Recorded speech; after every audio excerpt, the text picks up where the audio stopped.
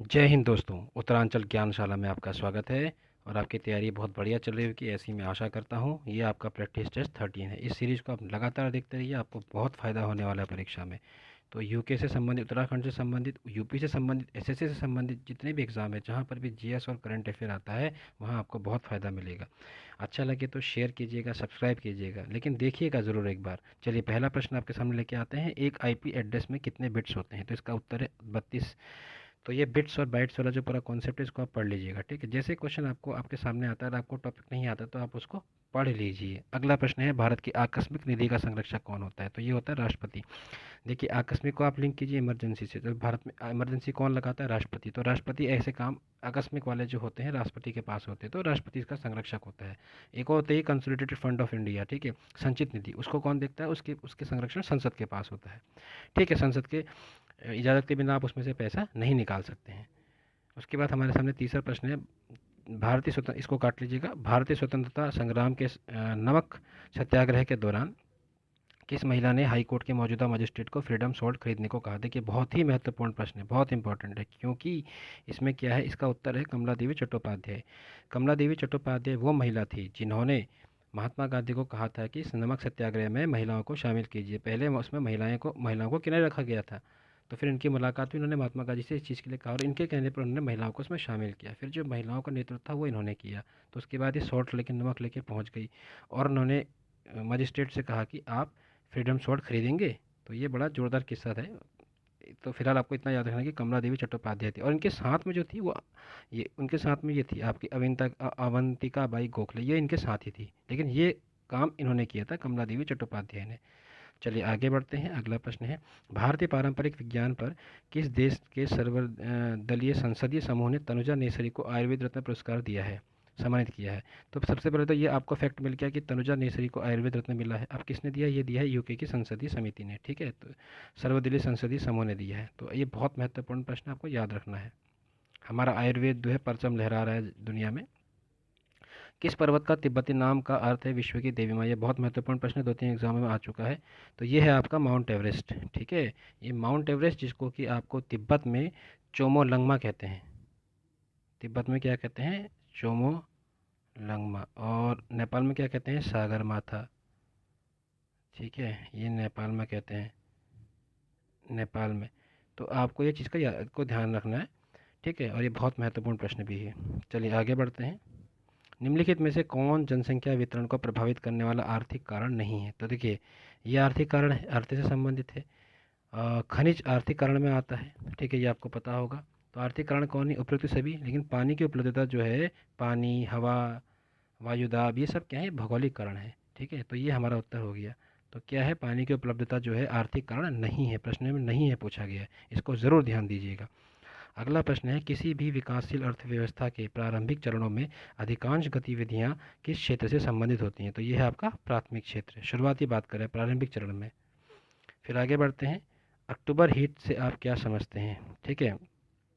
तो अक्टूबर हीट क्या होता है, इसका पूरा कॉन्सेप्ट अगर आपने पढ़ा होगा तो मानसून वितरण विवर्तन, सॉरी, जो रिट्रियल ऑफ मानसून होता है, विवर्तन होता है उसके दौरान गर्म और आर्द्र जलवायु।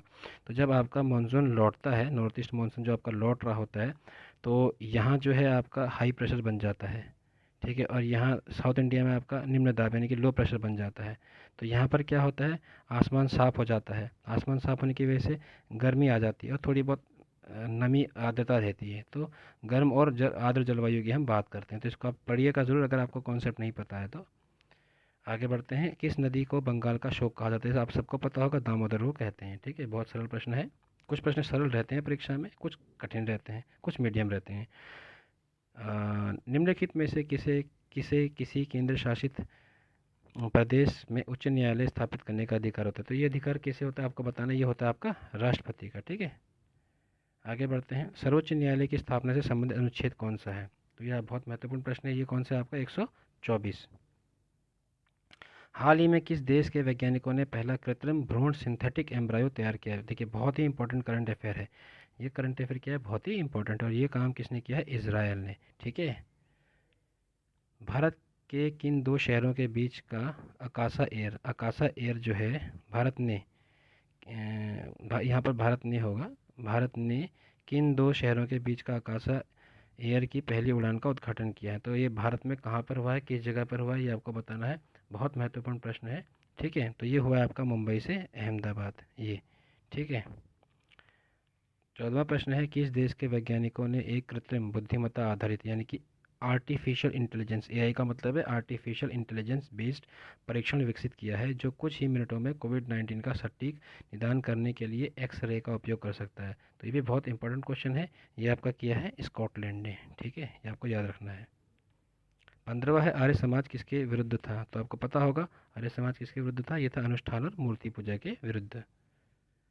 बाल गंगाधर तिलक को लोकमान्य की उपाधि दी गई थी। तो ये बहुत महत्वपूर्ण होता है। ये क्या होता है ना, इसको कई जगह इसका आंसर होम रूल आंदोलन भी दिया है, लेकिन वास्तविकता में बाल गंगाधर तिलक 1897 में 1896-97 में महाराष्ट्र में कर न देने का आंदोलन चलाया। उस टाइम पर उन्होंने कई सारे लेख लिखे। तो इनको उस टाइम पे आपका जो लेख वगैरह लिखने के विरुद्ध जो एक सरकार ने एक्ट बनाया था, तो उस एक्ट के तहत इनको जेल में भी डाल दिया था।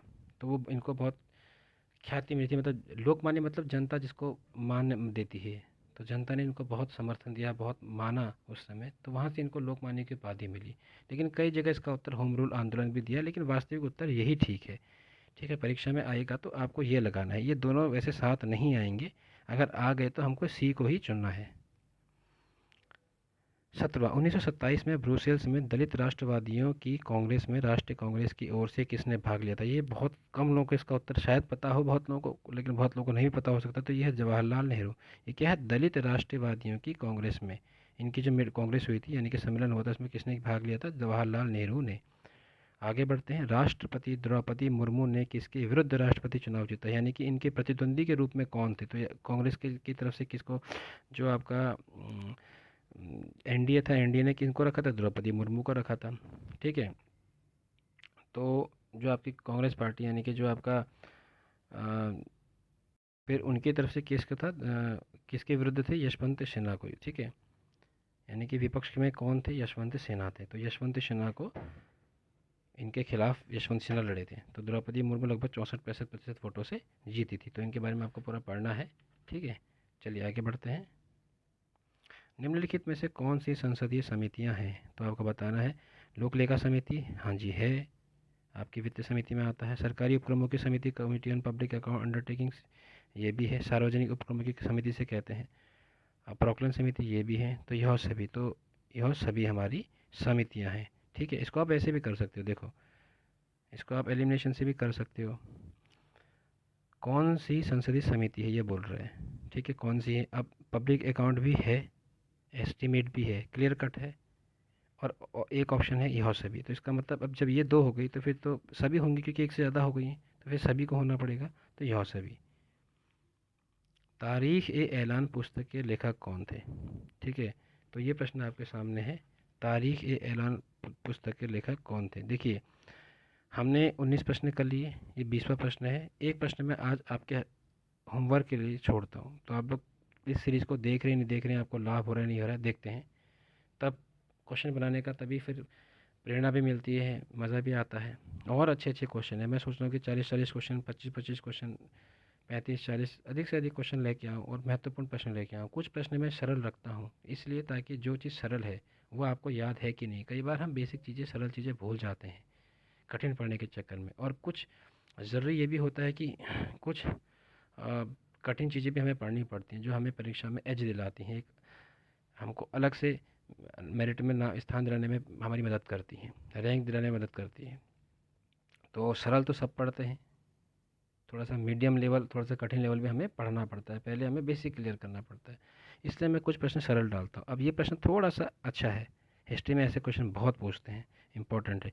तो ये आपका होमवर्क है, यह आपका गृह कार्य है, ये आपको करके लाना है। ठीक है, ये आपका होमवर्क है। आपको मुझे बताना है कि तारीख के ऐलान पुस्तक के लेखक कौन थे, यह आपको कमेंट में बताना है। देखते हैं कितने लोग बताते हैं। ठीक है, अगला इसका उत्तर मैं अगली बार में बताऊंगा आपको। चलिए आज के लिए इतना ही, धन्यवाद।